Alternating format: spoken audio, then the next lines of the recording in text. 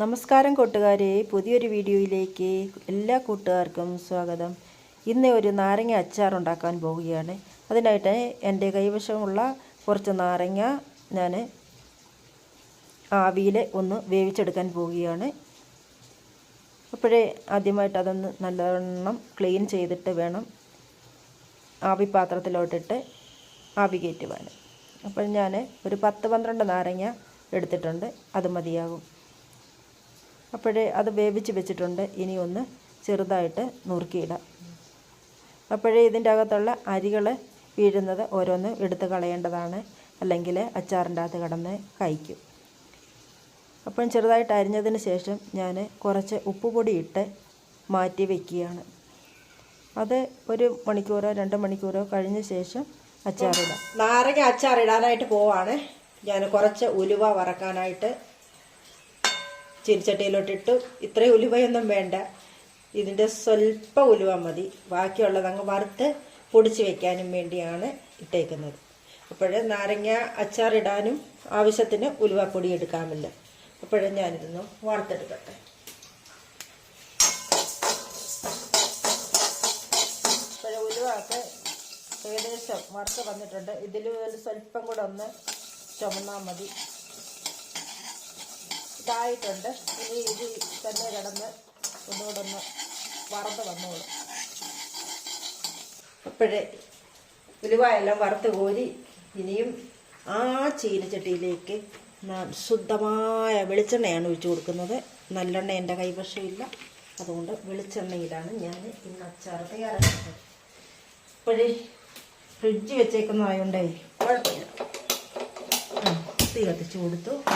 ചൂടാവട്ടെ. ചൂടാകുമ്പോഴത്തേക്കിന് നമുക്ക് കടുകിട്ട് കൊടുക്കണം. ഇപ്പോഴേ എണ്ണയൊക്കെ ചൂടായിട്ടുണ്ട്. അതിലേക്ക് കുറേ കടുകിട്ട് കൊടുക്കും. കടുകൊക്കെ പൊട്ടി തുടങ്ങിയിട്ടുണ്ട്. അതിലേക്ക് അരിഞ്ഞു വെച്ചിരിക്കുന്ന ഇഞ്ചി, അരിഞ്ഞു വെച്ചേക്കുന്ന വെളുത്തുള്ളി, അരിഞ്ഞു വെച്ചേക്കുന്ന പച്ചമുളക്, ഇത്രയും കൂടി നന്നായി ഒന്ന് ഇളക്കി വഴറ്റിയെടുക്കും.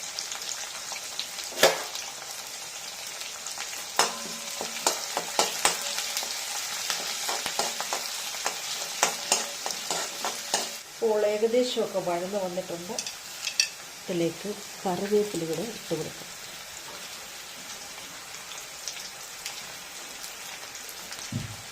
ഇപ്പോഴേ വീണ്ടും ഒന്ന് ഇളക്കി മാറ്റാം. തീരെ കുറച്ച് കൊടുക്കാം.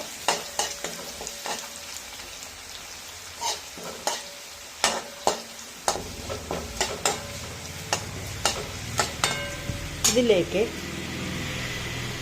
കുറച്ച് കാശ്മീരി മുളക് പൊടി, അതുപോലെ തന്നെ സാധാരണ മുളക് പൊടി ഇതൂടെ ഇട്ട് കൊടുക്കാം.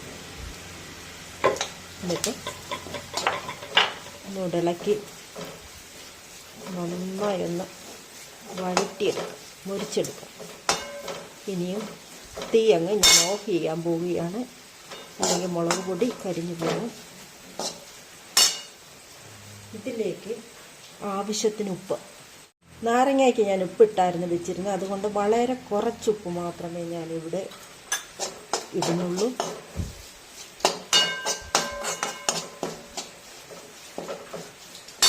ഇനിയും നമ്മുടെ പ്രധാനപ്പെട്ട ഘടകമായ വിനാഗിരി ഒഴിച്ചെടുക്കും.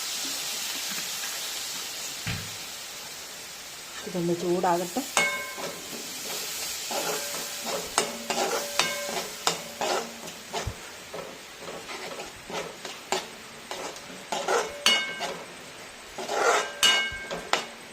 അപ്പോഴേ ഇനിയും പ്രധാനപ്പെട്ട വേറൊരു ഘടകം കൂടെ ഉണ്ട്,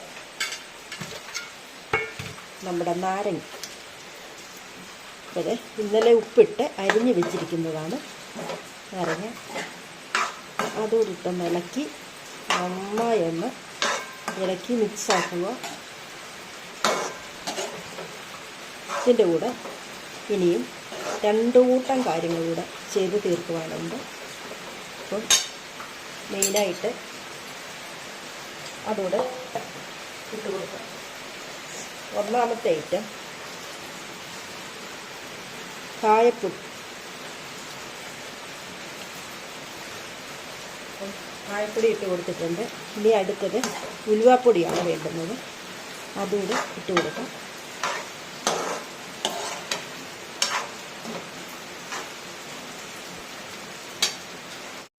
ഇപ്പോൾ ഉലുവാപ്പൊടി കൂടെ ഞാൻ ഇട്ട് കൊടുക്കും. നാരങ്ങ ആയതുകൊണ്ട് ഞാൻ ഒരുപാട് ഉലുവാപ്പൊടി ഇട്ട് കൊടുക്കുന്നില്ല, വളരെ കുറച്ച് മാത്രമേ ഇട്ട് കൊടുക്കുന്നുള്ളൂ. ഇനിയും ഒരു കൂട്ടം കാര്യം കൂടെ ഉണ്ട് ഇടാനായിട്ട്.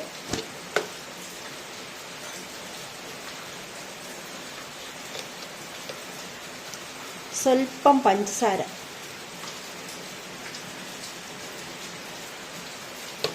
അപ്പോൾ ഇതെല്ലാം കൂടെ കുട്ടി ഒന്നിളക്കി വെക്കുക.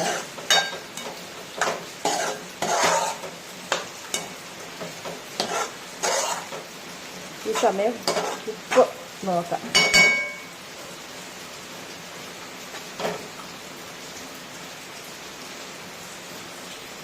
നാരങ്ങയല്ലേ പുളിയുള്ളതുകൊണ്ട്, അതുപോലെ വിനാഗിരി കൂടെ ഒഴിക്കുന്നതുകൊണ്ട് എത്ര ഉപ്പിട്ടാലും ഉപ്പ് കാണത്തില്ല. ഇതിൽ ഉപ്പ് കുറവുണ്ടായിരുന്നു. വീണ്ടും കുറച്ച് ഉപ്പൂടിട്ട് ഇളക്കി ഇനി ഒരു ചില്ല് കുപ്പിക്കകത്താക്കി കോരി വെച്ചാൽ മതി.